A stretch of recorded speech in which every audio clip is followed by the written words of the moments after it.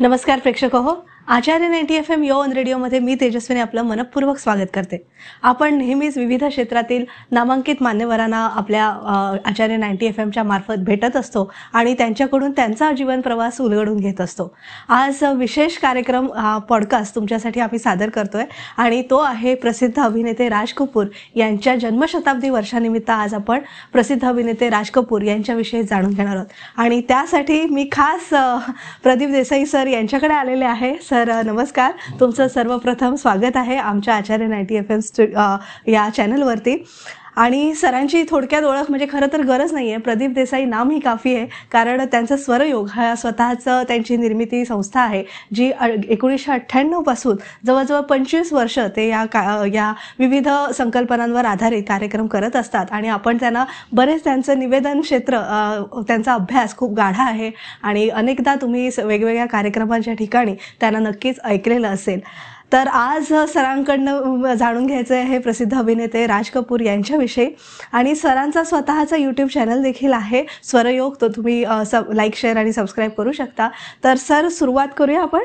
Yes अगदी सुरुवातीपासूनच म्हणजे पृथ्वीराज कपूर यांचे पुत्र म्हणून आपण त्यांच्याकडे पाहतो आणि आई वडिलांकडनं नेमका अभिनयाचा वारसा प्रसिद्ध अभिनेते राज कपूर यांना कसा काय मिळाला ते थोडंसं तुमच्याकडून जाणून घ्यायचं। राज कपूर हे पृथ्वीराज कपूर यांचे ज्येष्ठ पुत्र, त्याच्यानंतर त्यांचा भाऊ शम्मी कपूर आणि शशी कपूर। आता पृथ्वीराज कपूर हे त्या काळचे BA होते, म्हणजे ते एज्युकेटेड होते आणि ते स्वतः फिल्म लाईन मध्ये होते। त्यांची नाट्य संस्था होती पृथ्वी थिएटर्स म्हणून, तर त्याच्यामध्ये निरनिराळ्या प्रकारची नाटकं होत असत आणि राज कपूर अगदी वयात लहान असल्यापासून त्यांनी नारद या नाटकात काम केलेलं होतं। लहान असल्यापासून त्यांनी नाटकामध्ये तो काम करत होता आणि हळूहळू त्याला ह्याची आवड निर्माण झाली, चित्रपट, कॅमेरा वगैरे, आणि त्याच्यामुळे त्यांनी एक डिसिजन असं घेतलं की मला कुठेही नोकरी किंवा असा काय बिझनेस नाही करायचा, मला चित्रपट सृष्टीत आहे, कॅमेरा हे माझा विश्व आहे, कॅमेरा माझा श्वास आहे, असं त्याने आपल्या वडिलांना सांगितलं। त्यामुळे आणि वडिलांकडनं त्याला वारसा मिळालाच आणि वडील हे स्वतः उत्तम अभिनेते होते आणि त्याच्यामुळे तो वारसा त्यांनी पुढे चालवला आणि अतिशय दमदारपणे म्हणजे त्याने आपलं एक स्वतःचं असं स्थान निर्माण केलं। खरंच, आणि एक शोमॅन म्हणून आपण त्यांच्याकडे पाहतो आणि अगदी क्लॅपर बॉय पासनं आणि बॅकस्टेज आर्टिस्ट पासनं राज कपूर साहेबांनी काम केलेलं आहे। तुमच्या वाचनात काही लहानपणीचे त्यांचे किस्से? राज कपूर त्यावेळीची 11वी होती, 11वीला त्यावेळी कपूर कुटुंब माटुंग्याला राहायचं आणि राज कपूर तिकडे फोर्टच्या शाळेत इंग्लिश मिडियमला होता आणि SSCला तो चक्का नापास झाला। तो ट्रेननी यायचा, त्यावेळी ट्रेनने प्रवास करत होता आणि माटुंगा स्टेशन जवळ आल्यानंतर त्याने ठरवलं की आता मी नापास झालो आहे तर चक्क मी आता गाडीतून उडी मारून आत्महत्या करणार, असं त्यांनी निर्णय घेतला।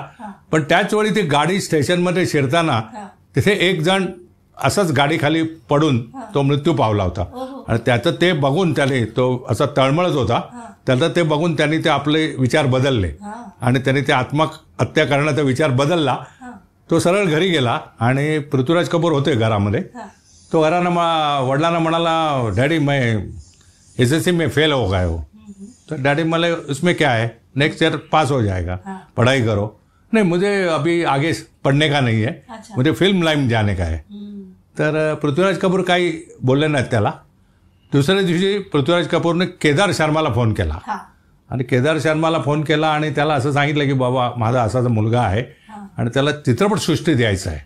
पण पुढे त्यांनी जे अतिशय महत्त्वाचं वाक्य सांगितलं की don't treat him as my son, असं त्याला केदार शर्माला फोन करून सांगितलं आणि लगेच तिसऱ्या दिवसापासून राज कपूर केदार शर्मांकडे तिसरा सहाय्यक म्हणजे क्लॅपर बॉय म्हणून तो तिकडे रुजू झाला आणि क्लॅपर बॉय रुजू झाला आणि त्याने काहीतरी शॉट देताना काहीतरी एक मिस्टेक केली तर केदार शर्माने त्याचे थोबाडीत मारली होती चक्क।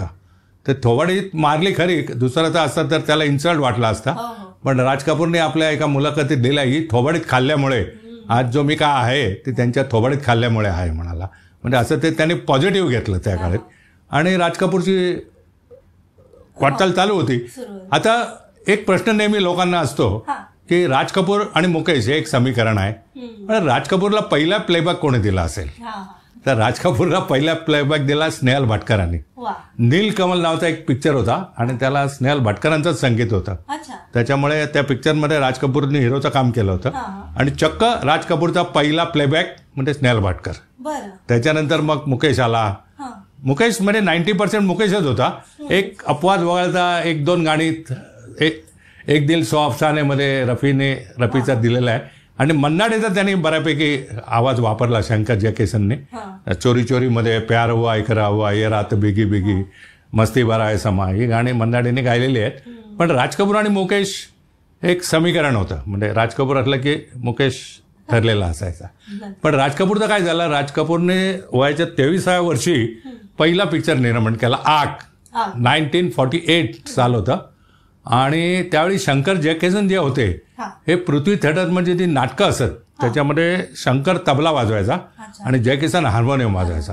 आता त्यांचं कामाचं जे डेडिकेशन होतं वाजवायचं ते राज कपूरला अतिशय भावलं. आणि त्यांनी ठरवलं की ह्या दोघांना घेणार, पण एकदम म्युझिक डायरेक्टर म्हणून कसं घ्यायचं.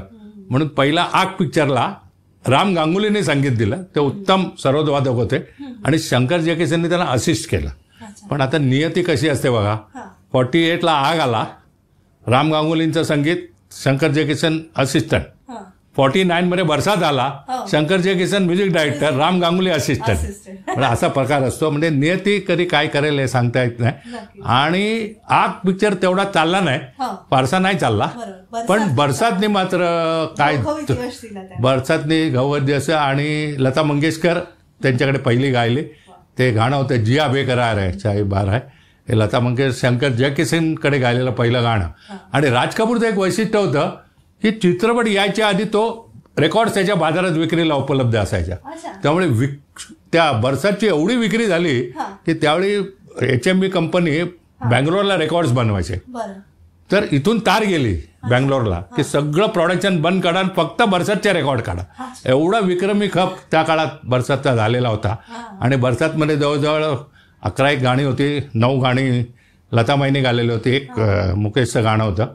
आणि तो बरसात पिक्चरने जो काय चालला ते काय, त्यामुळे राज कपूरला एक हुरूप आला.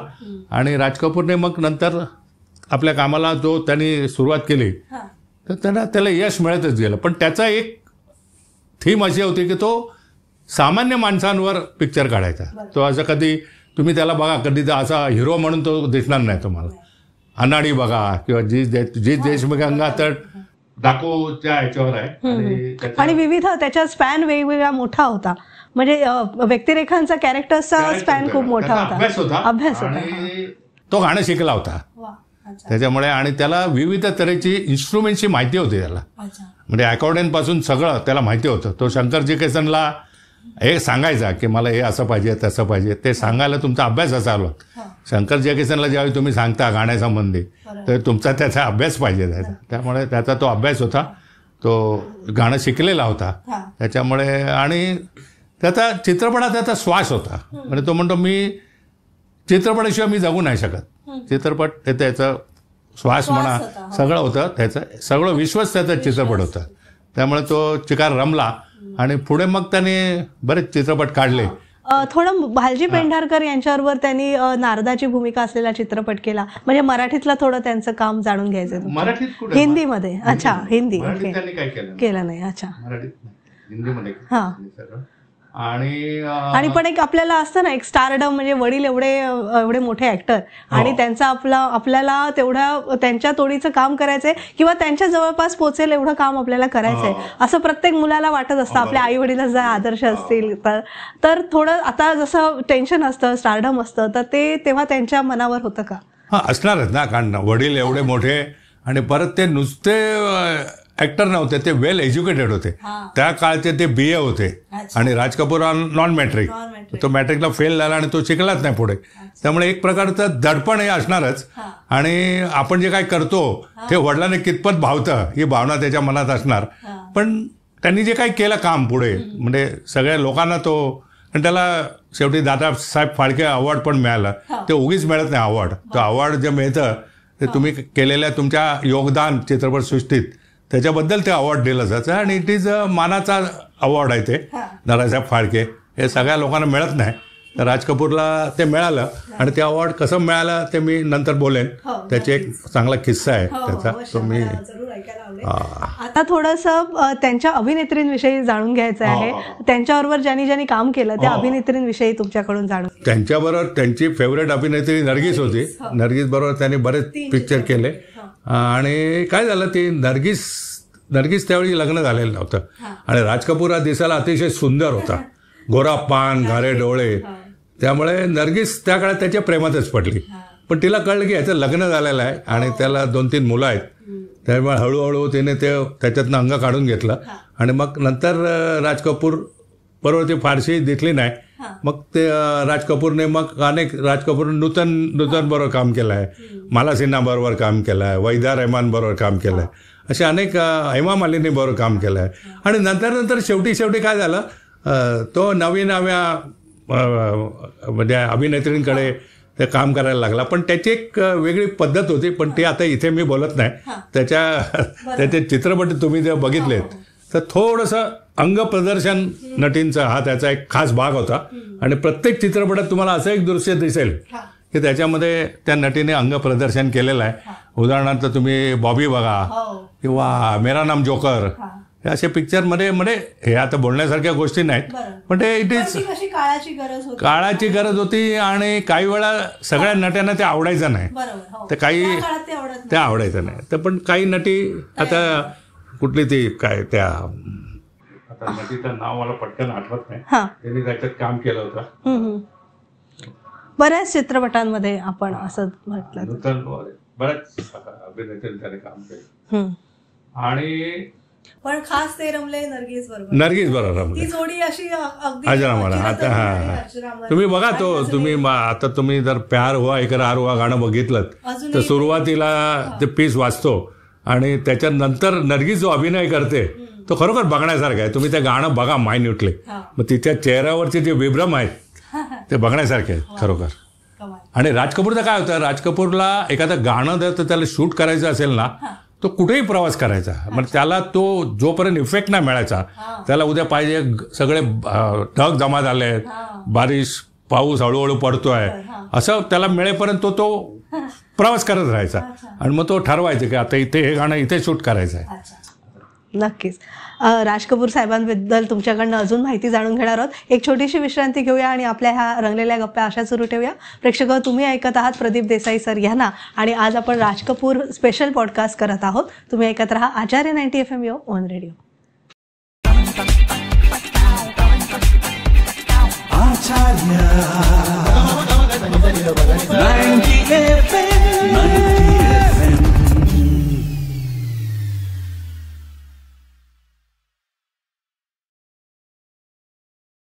विश्रांतीनंतर तुम्हा सगळ्यांचं पुन्हा एकदा स्वागत. तुम्ही ऐकत आहात Acharya 90 FM yo on radio आणि आज आपण प्रदीप देसाई सर यांच्याकडून राज कपूर साहेबांविषयी जाणून घेणार आहोत. सर, आता मी थेट आर.के. स्टुडिओकडे वळते. त्यांनी स्वतःची संस्था निर्माण केली, म्हणजे हा जो अगदी क्लॅपर बॉयपासून आर.के. स्टुडिओची निर्मिती करणं, हा जो मोठा लाईफ स्पॅन आहे, तो आर.के. स्टुडिओची निर्मिती करण्यामागे नेमकं काय त्यांना स्वतःचा एक स्टुडिओ पाहिजे होता, कारण त्याचे बरेच चित्रपट यायचे आणि स्वतःचा स्टुडिओ असला की सगळ्याच दृष्टीने ते बरं पडतं. आणि राज कपूरचं एक वैशिष्ट्य होतं की त्याच्याकडे काम करणारी जी मंडळी होती त्यांना तो अगदी प्रेमाने किंवा पैसे पण चांगले द्यायचा. आणि त्याचा जेव्हा वाढदिवस असायचा राज कपूरचा, हा फेमस होता. राज कपूर आर.के. स्टुडिओ होळी पण फेमस होती, तिकडे होळी बघायला लोक यायचे. आणि राज कपूरच्या वाढदिवसाला तुम्हाला खोटं वाटेल, तो आपल्याबरोबर जे काम करणारे सहकारी आहे त्यांना गाड्या भेट द्यायचा. म्हणजे मला पण आश्चर्य वाटतं की अँबॅसिडर गाडी वगैरे तो द्यायचा लोकांना, म्हणजे लोक खुश असायचे त्याच्या वाढदिवस. आणि गाणं बजावणं, लोकांना रात्री जेवण, त्याचा वाढदिवस म्हणजे दणक्यात चालायचा असं आहे. आणि त्यांनी पैसे कमवले. फक्त त्यांनी मेरा नाम जोकर हा जो पिक्चर होता, तो 2 इंटरव्ह्यू होते त्याचे, तो पिक्चर त्यांनी त्याचं ते आत्मचरित्र होतं, त्याला पिक्चरमधून काहीतरी सांगायचं होतं, संदेश लोकांना द्यायचं होतं. पण काही कारणामुळे ती कारणं इथे सांगणं बरोबर नाही. तो पिक्चर चालला नाही, कारण राज कपूरने बरीच स्वप्न पाहिली होती त्या पिक्चरच्या मागे. आणि त्यामुळे राज कपूर थोडासा डिप्रेशनमध्ये गेला. आणि मग त्याचं तो लोणी फार्म हाऊस आहे पुण्याला, मला तिथे जाण्याचा योग आला. मी ते बघितली, ती नदी, ती होडी आणि ते संगम मधलं गाणं, मेरे मन की गंगा, ते तिकडे शूट झालेलं आहे. ती होडी आहे तशी, झाड आहे ते, जसं तो बसतो आणि बॅक पायपर वाजवतो वगैरे. तो ध्येयवडा मनुष्य होता. आणि आर.के. स्टुडिओची त्यांनी स्थापना केली. पण राज कपूरचं काय होतं, आता शैलेंद्रची एक इच्छा होती चित्रपट निर्मिती करायची. त्यामुळे तिसरी कसम हा चित्रपट त्यांनी काढला. ज्यावेळी तिसरी कसम चित्रपट काढला त्यावेळी त्याने राज कपूरला हिरो म्हणून घ्यायचं ठरवलं. तर राज कपूरने त्याला सांगितलं, बघ तू हा चित्रपट काढलास तर तू हा फ्लॉप जाणार चित्रपट, कारण हे लोक चित्रपट बघणार नाही. तुझी कथा चांगली आहे, त्याला नॅशनल अवॉर्ड मिळाला पिक्चरला, पण हा चित्रपट चालणार नाही म्हणाला तो. पण त्याला नॅशनल अवॉर्ड मिळाला आणि राज कपूरने केवळ ₹1 मानधन घेऊन त्याच्यात काम केलेलं आहे. त्यातली गाणी बघितलीत आणि त्याची शोकांतिका अशी होती की त्या पिक्चरला नॅशनल अवॉर्ड मिळालं आणि ते दिल्लीला जाऊन घ्यायचं होतं. आणि शैलेंद्र जिवंत नव्हता त्यावेळी, तो मृत्यू पावला होता. तर त्याच्या बायकोला दिल्लीला जायचं होतं, तर तिच्याकडे पैसे नव्हते तिकिटासाठी. तर लोकांनी वर्गणी काढून तिला पैसे देऊन ती दिल्लीला जाऊन नॅशनल अवॉर्ड घेऊन. पिक्चर फार चांगला होता. वहिदा रहमान होती, राज कपूर होता आणि आता गाणी बिणी पण चांगली होती. दुनिया बनाने वाले वगैरे ते लोकसंगीतावर गाणी होती, चांगला गाणं होती. आता तरुण मुलांना आर.के. स्टुडिओबद्दल म्हणजे अगदी आमच्या पिढीपर्यंत प्रत्येकाला आकर्षण होतं. आर.के. स्टुडिओमध्ये नेमकं काय आहे चेंबूरला असं? आणि आता जसं आपण अमिताभ बच्चन यांचा बंगला, सलमान खान यांचा बंगला हे जसं बघायला जातो तसं आर.के. स्टुडिओ बघायला तिकीट काढून लोक जायची. तर आर.के. स्टुडिओमध्ये वेगवेगळ्या ह्याचे सेट्स होते. तुम्हाला पाहण्याचा योग आला? हा, अच्छा. पण काय काय होतं आर.के. स्टुडिओ? सगळ्या फॅसिलिटीज होत्या ना चित्रपट बनवण्यासाठी. राज कपूर कधीकडे दुसऱ्या स्टुडिओत शूटिंग नाही केलं, त्याला इंडोर शूटिंग करायचं असेल सगळं तर तो आर.के. मध्येच करायचं ना. असं आहे, आर.के. मध्ये सगळ्या फॅसिलिटीज म्हणून त्यांनी ते सुरू केलं ना, स्वतः केलं. पण त्याचं बरेच शूटिंग आउटडोअर पण असायचं आणि त्यासाठी तो बराच प्रवास वगैरे करायचा. म्हणजे त्याला ते नॅक होती कुठे काय करायचं ते. बरोबर. आता थोडं आर.के. फिल्म्सच्या चित्रपटांबद्दल तुमच्याकडून जाणून घ्यायचं आहे. आर.के. फिल्म्सच्या अंडर कुठले कुठले चित्रपट? नाही, आर.के. याच्यावर चिकट जवळजवळ आर.के. निर्माता म्हणून 18 चित्रपट आले. तर पहिला मी सांगितलं आग, मग नंतर बरसात, मग आवारा, मग नंतर आग, बूट पॉलिश, श्री 420, जागते रहो, अब दिल्ली दूर नहीं, हे सगळे राज कपूरने निर्माण केलेले चित्रपट. पण त्याच्या व्यतिरिक्त त्यांनी जवळजवळ 49 चित्रपटामध्ये अभिनय केलेला आहे. 49 इतर निर्मात्याकडे. तर त्यातले एक गोष्ट फिर सुबह होगी नावाचा एक पिक्चर आला होता. तर त्याला ना खय्यामचं संगीत होतं. आता राज कपूर आणि शंकर जयकिशन हे समीकरण ठरलेलं होतं. आता खय्याम आणि शंकर जयकिशन, खय्याम आणि राज कपूर पहिल्यांदा भेटले म्युझिक देण्याच्या दृष्टीने. तर राज कपूरला, खय्याम हा टॅलेंटेड म्युझिक डायरेक्टर, पण तरी राज कपूरला एक शंका होती की बाबा शंकर जयकिशनच्या तोडीचं संगीत तो देईल की नाही. तर वो सुबह कभी तो आएगी हे गाणं होतं. तर खय्याम साहेबांनी त्याला 9 चाली बांधल्या आणि राज कपूरला सांगितलं या 9 चाली मी बांधल्या, यातील कुठली चाल तुला आवडते तू घे. तर 9 चाली एका गाण्याला. तर राज कपूर पण एकदम हे झाला, आता कुठली चाल, सगळ्यात टॉप गाणं. तर राज कपूरने एक चाल सिलेक्ट केली, म्हणाली ही चाल चांगली आहे. आणि त्याच्यामध्ये आशाबाई पण होत्या, मुकेश आणि आशाबाईंचं डुएट आहे ते. आणि या गाण्याचं रेकॉर्डिंग झालं आणि आशाबाई, त्यावेळी खय्याम साहेबांकडे जास्ती काम नव्हतं कारण ते जास्ती काम घ्यायचे पण आहेत. वर्षाला एक चित्रपट, त्यांनी टोटल 52 चित्रपटांना संगीत दिलं. त्यांना जास्ती ते असे वाटेल तो चित्रपट आला घेतलं नाही. तर त्यांनी जेव्हा या गाण्याचं रेकॉर्डिंग झालं, वो सुबह कभी तो आएगी, ते रेकॉर्डिंग झाल्यावर एवढं गाणं फर्स्ट क्लास रेकॉर्ड झालं आशा आणि मुकेश. तर आशाबाई त्यांना एक वाक्य बोलल्या, खय्याम साहब आपके जीवन में सुबह जरूर आएगी. कमाल. आणि ते भविष्य खरं ठरलं नक्कीच. आणि थोडं इतर चित्रपटांबद्दल पण. इतर आता कल आजवर करला R.D. बर्मनचं संगीत होतं. आणि झालं काय, मेरा नाम जोकर पर्यंत शंकर जयकिशन त्यांच्याबरोबर होता. पण ते मेरा नाम जोकर मार खाल्ल्यानंतर त्याने बॉबी काढला. पण बॉबी काढला तर त्यांनी काय कमी बजेटमध्ये काढला, त्याने आपल्या मुरालाच हिरो बनवला. पण बॉबीचं संगीत त्याने लक्ष्मीकांत प्यारेलालकडे दिलं. ते शंकर जयकिशन नव्हते, पण शंकरला थोडं फील झालं ना की इतका वर्षाचा सहवास आणि एकदम त्यांनी म्युझिक डायरेक्टर बदलला राज कपूरने. बॉबीला त्यांनी एलपीला बोलवलं संगीत. बॉबीचंच विचारणार होते. बॉबी हा चित्रपट फार हिट झाला नाही का त्या काळात, आणि अजूनही त्याची गाणी आपण अगदी गुणगुणतो. डिंपल पण नवीन होती आणि कवळे होते दोघंही, सुंदर दिसायचे. संगीत पण चांगलं होतं, गाणी सगळीच गाणी, हो सगळीच गाणी गाजली राज कपूरची. तो आणि त्याच्यानंतर मग त्याने रवींद्र जैनला पण घेतला राम तेरी गंगा मैलीमध्ये. आणि नंतर त्या ह्याच्यात वगैरे लक्ष्मीकांतच होता, आरडी होता त्याच्याकडे एकदा, कल आज और कलमध्ये. त्याच्यात किशोर कुमार वगैरे गायलेला आहे, पण तो त्याच्या मुलांनी अभिनय केलेला आहे, त्याने निर्मिती केली होती त्याची. असं आहे. आता मुलाचा विषय निघालाय ऋषी कपूर याचा. भावांबरोबर शम्मी कपूर आणि त्यांच्या भावांबरोबर कसं रिलेशन होतं? म्हणजे 6 भावंड होती, त्यांचं रिलेशन चांगलं होतं ना. अरे बघा, प्रत्येकाची स्टाईल वेगळी आहे. राज कपूर हा वेगळा आहे, शम्मी कपूरची स्टाईल वेगळी होती. शम्मीने आपले स्वतःची गाण्याची शैली निर्माण केली, त्याची वेगळी स्टाईल होती. शशी कपूरची एक डान्सिंग पद्धत वेगळी होती. पण प्रत्येकाचा जमाना होता आणि त्या काळ त्याने गाजवला, म्हणजे त्याने एक आपलं स्थान निर्माण केलं. राज कपूर याला डान्समध्ये अंग नव्हतं, तो कधी फारसा नाचाच्या भानगडीत नाही पडला. त्याच्या भूमिका म्हणजे मध्यमवर्गीय भूमिका. तो असं कधी कॅप हिरो बिरो असा. देवानंद बघा, देवानंद कधी तुम्हाला फाटक्या कपड्यात दिसणार नाही, तो नेहमी हिरो मध्ये असणार.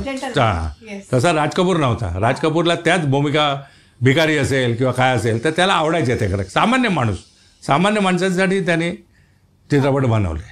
पण अजूनही अप्रूप वाटतं, कारण आपण एखादी गोष्ट, आता निवेदन क्षेत्र जरी आपण शिकायला घेतलं तरी त्याचा केवढा समुद्रासारखं आहे ते. तसंच फोटोग्राफी म्हणा, आता हे एडिटिंग करणं, संकलन करणं, त्याला सगळे अंग, त्याला संकलन होतं, त्याला फोटोग्राफीचं नॉलेज होतं. आता राधू कर्मकार त्याचा फोटोग्राफर होता, तर द्विज देशमुख गंगा बैतेला तो बिझी होता, त्याच्याकडे इतर चित्रपट होते. तर त्याने राधू कर्मकारला डायरेक्शन करायला सांगितलं, पण डायरेक्शन करताना कंट्रोल याचा होता सगळा. तो फक्त डायरेक्शन नाव होतं त्याचं, पण the movie is control by Raj Kapoor. मग ते दिसतं तुम्हाला. द्विज देशमुख गंगा बैते या चोरांच्या, गुन्हेगारांच्या याच्यावर चित्रपट होता. गाण्यासाठी कुठेही स्कोप नव्हता, पण ज्यावेळी ते लोक सगळे एकत्र बसले, शंकर जयकिशन, हसरत, शैलेंद्र, राज कपूर, त्यावेळी त्याने गाण्यासाठी जागा निर्माण केल्या. बघा जी जयशंकर गंगामणीचं गाणी काय देखील सुपर डुएट गाणी सगळी. पण सुरुवातीला लोकांना वाटलं इथे गाणी कुठे घालणार, डाकूच्या जीवनात गाण्याचा काय संबंध आहे. पण ते गाणी, जर टॅलेंटेड लोक असतील सगळे, तर ते गाणी त्यांनी सिच्युएशन निर्माण केली गाण्यासाठी. पण मग ते शिकतच त्यांनी सगळं ही सगळी फील्ड शिकत गेलं. सुरुवातीला त्यांनी मेहनत केलेली आहे ना. कोणी बघा, तुम्हाला मी नेहमी सांगतो की प्रत्येकाला आयुष्यात एक उंची गाठायची असते. ते उंची गाठायला तुम्हाला स्ट्रगल करावं लागतं. ते स्ट्रगल केल्याशिवाय ते उंची गाठता येत नाही. पण एकदा का तुम्ही ती उंची गाठलीत तर तुमच्या आयुष्यातले सगळे प्रश्न ती उंची सोडवते. असं आहे. आताची मुलं कसं FTI ला जातात. नाही ते ठीक आहे. नाही तेव्हा काहीच नव्हतं ना. तेव्हा हेच होतं, थोबाडीत खाणे, केदार शर्माकडनं. प्रॅक्टिकल आहे. आणि अर्थात त्यांच्या संगीताविषयी जाणून घ्यायचं. हो, संगीत मी सांगितलं ना, राज कपूर गाणं शिकलेला होता, क्लासिकल वाद्याची त्याला बऱ्यापैकी माहिती होती. त्यामुळे शंकर जयकिशन बरोबर बसून तो डिस्कशन करायचा, मला अशा टाईपचं गाणं पाहिजे, हे पाहिजे, या गाण्यात अमुक वाद्य पाहिजे. आता ते मेरे मन की बॅक पेपर नावाचं इन्स्ट्रुमेंट आहे, ते कुठे तुम्हाला भेटणार नाही, ते राज कपूरनेच वापरलं आहे. आणि त्याचं ते वापरत असताना त्यांनी जो अभिनय केला आहे, ते गालबिल फुकतात, ते जरूर बघण्यासारखं आहे. लोक नुसताच चित्रपट बघतात हो, पण चित्रपट कसा बघायचं एक तंत्र आहे ते. आता ते तंत्र तुम्ही एन्जॉय केलं पाहिजे. तो झाडावर बसतो बघा, आणि तो वाजवताना त्याचे 2 गाल असे फुगलेले असतात, हे सोपं नाही आहे, ते सगळ्यांना नाही जमणार ते. नक्कीच. परत एक छोटीशी विश्रांती घेऊया आणि राज कपूर तुमच्याकडनं पुन्हा उलगडून घेऊया. तुम्ही ऐकत आहात प्रदीप देसाई सर यांना स्पेशल पॉडकास्टमध्ये राज कपूर यांच्या. आणि आपण एक छोटीशी विश्रांती घेऊया, पुन्हा भेटूया. तुम्ही ऐकत राहा Acharya 90 FM your own radio.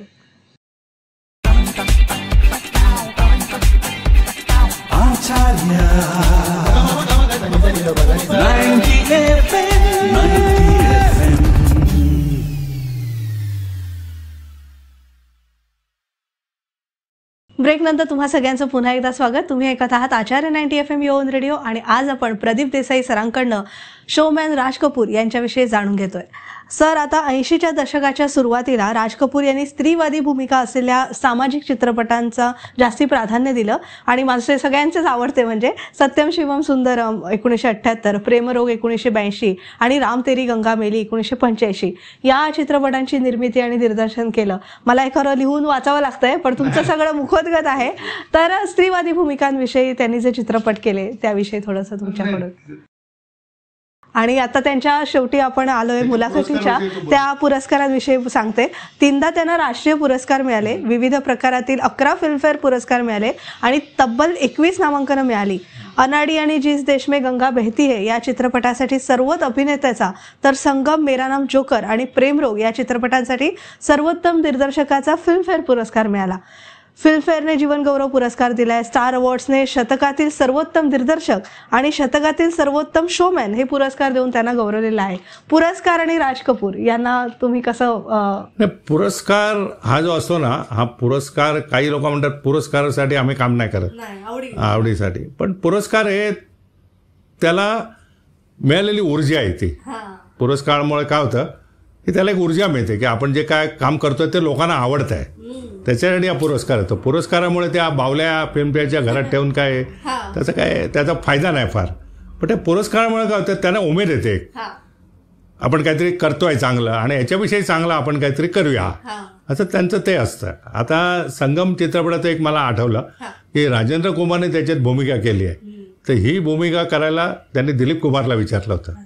पण दिलीप कुमारने त्याला सांगितलं, भाऊ मी भूमिका करेन पण ह्या चित्रपटात डायरेक्शन तू नाही करायचं, तुझं डायरेक्शन नाही केलं दुसरा कोणी केलं तर ती भूमिका मी करायला तयार आहे. पण राज कपूर बोलला नाही, डायरेक्शन मीच करणार. त्यामुळे मग त्यांनी राजेंद्र कुमारला घेतलं त्याच्यामध्ये. कारण आपल्या सामान्य माणसाला आपल्याला अप्रूप वाटतं ना, एवढे सगळे अवॉर्ड्स मिळाले. आणि दादासाहेब फाळके अवॉर्ड, दादासाहेब फाळके हा म्हणजे सर्वोत्तम अवॉर्ड आहे. ते त्याच्या वरची अवॉर्ड कुठलाच नाही फिल्म लाईनमध्ये. तर राज कपूरला ते डिक्लेअर झालं होतं आणि राज कपूर त्यावेळी दिल्लीमध्ये होता आणि राष्ट्रपतींच्या हस्ते ते अवॉर्ड दिलं जातं. तर राज कपूर व्हीलचेअरवरून आला होता ते अवॉर्ड घ्यायला. त्याच्या अंगात ताकद नव्हती, तो तिकडे ॲडमिट होता एम्स हॉस्पिटलला. पण त्याला ते अवॉर्ड मिळाल्यामुळे त्याला जरा बरं वाटलं, ऊर्जा मिळाली त्याला आणि तो व्हीलचेअरवरून आला. आणि ज्यावेळी डिक्लेअर झालं की Dadasaheb Phalke award goes to Raj Kapoor, तर तो व्हीलचेअरवरून उठला असा. त्याने प्रयत्न केला उठायचा पण तो तिकडेच कोलॅप झाला, तिकडेच पडला खाली तो. तर राष्ट्रपतींच्या लक्षात आलं ते. राष्ट्रपतींनी आपला सगळा प्रोटोकॉल सोडून ते स्वतः स्टेजवरून खाली आले. राष्ट्रपती कधी खाली येत नाहीत स्टेजवरून, पण it is only case in Raj Kapoor. तर त्यांना कळलं की हा मनुष्य पडला इथे आणि हा आता येऊ शकत नाही स्टेजवर. ते स्वतः खाली गेले आणि अवॉर्ड दिला त्याला. आणि राज कपूर नंतर एका महिन्यात त्याचं निधन झालं. तो फार दगला नाही, त्याला श्वासोश्वासाचा त्रास होता, दम याचा. पण आयुष्याचं कृती होता. आणि माझं भाग्य आहे की या राज कपूरच्या 36व्या स्मृतिदिनी मी एक राज कपूरला ट्रिब्यूट म्हणून एक छानसा कार्यक्रम 2 जूनला करतोय. आपल्या कल्याणी विलेज रिसॉर्ट म्हणून आहे विरार पूर्वला. तिकडे संपूर्ण दिवस ते रिसॉर्ट मी बुक केलेलं आहे आणि सकाळी 7 वाजता आम्ही निघणार आहोत. आणि तिकडे दुपारी 2 नंतर कराओकेच्या गाण्याचे कार्यक्रम होणार आहे. बरेचसे लोक गाणारे आहेत आणि आमचा लाईव्ह शो 4 ते 6:30. त्यामुळे सुप्रसिद्ध अकॉर्डियन वादक सुराज साठे हे कार्यक्रमाचं संगीत संयोजन करणार आहेत. आणि गाणारे मोना कामत नावाची एक सध्या आघाडीची गायिका आहे, ती आहे त्याच्यामध्ये. नंतर डॉक्टर जय आजगावकर म्हणून आहे. श्रीकांत कुलकर्णी ज्यांनी लता मंगेशकर बरोबर इंग्लंडमध्ये गायला आहे मुकेशची गाणी, तो आहे स्वतः. आणि कश्मीरा राईलकर म्हणून एक गायिका आहे उभरती, ती गाणार आहे. आणि फ्लूट वगैरे अशी बरीच वाद्य मी त्याच्यात ठेवलेली आहेत. आणि त्याची निर्मिती, संकल्पना आणि निवेदन हे मी स्वतः करणार आहे. ज्यांना कोणाला या कार्यक्रमाला यायचं असेल तर त्यांनी जरूर माझे संपर्क साधावा. आपल्या 4 ठिकाणून बस सुटणार आहेत, गिरगाव, गोरेगाव, ठाणा आणि डोंबिवली अशा 4 ठिकाणून साधारण 200 माणसं मला अपेक्षित आहेत त्या ठिकाणी. आणि राज कपूरला एक श्रद्धांजली. आणि बरेच वेळा आपण सभागृहात कार्यक्रम बघतो पण त्यावेळी आपलं अर्ध लक्ष घराकडे असतं की जेवण जाऊन करायचं आहे, अमुक करायचं आहे, उद्या मुलांच्या शाळा आहेत. पण इथे कसं तुम्ही निवांत आहात, तुम्ही येताना पण तुम्हाला चांगलं IT मिळणार आहे, घरी जाऊन काही करायचं नाही.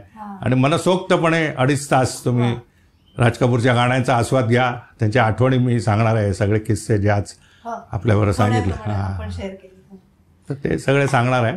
तर आपल्या सर्वांना त्याचं आमंत्रण आहे. आणि आज आचार्य 98 FM यांनी मला बोलवलं त्याबद्दल तुमचे मी आभार मानतो. आणि रशियाचं काय झालं, राज कपूर हा एकमेव होता की रशियामध्ये तो अत्यंत पॉप्युलर होता.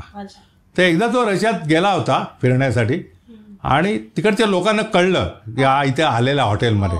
तर त्यांनी हॉटेलच्या बाहेर गर्दी केली आणि ते ओरडायला लागले की जोपर्यंत तू दर्शन नाही देणार आम्हाला तोपर्यंत आम्ही आणणार नाही काढणार. तर ट्रॅफिक जाम झालं तिकडे. ते पोलीस वरती गेले आणि ते राज कपूरला झाले तू बाल्कनीत ये, लोकांना हात कर, मग लोक निघून जातील. म्हणजे एवढा तो त्याचे बरेचसे पिक्चर तिकडे चाललेले आहेत. तो भरपूर पॉप्युलर होता तो रशियन्समध्ये. आणि माझं भाग्य की मुंबईमध्ये जे कल्चरल सेंटर ऑफ रशिया आहे पेडा रोडला, तिथे मी राज कपूरला ट्रिब्यूट केलेलं आहे. मी स्वतः कार्यक्रम केला आहे आणि माझ्यासमोर जवळजवळ 10 रशियन्स बसले होते. मी इंग्लिशमध्ये त्याचं निवेदन केलं होतं. आणि त्या रशियन कल्चरल सेंटरचं वैशिष्ट्य असं आहे की तिकडे स्टेजवर पियानो ठेवलेला आहे परमनंट. तर आमच्या सुराज चाटेंनी हर दिल जो प्यार करेगा वगैरे या गाण्यात पियानो वाजवलाय तिकडे.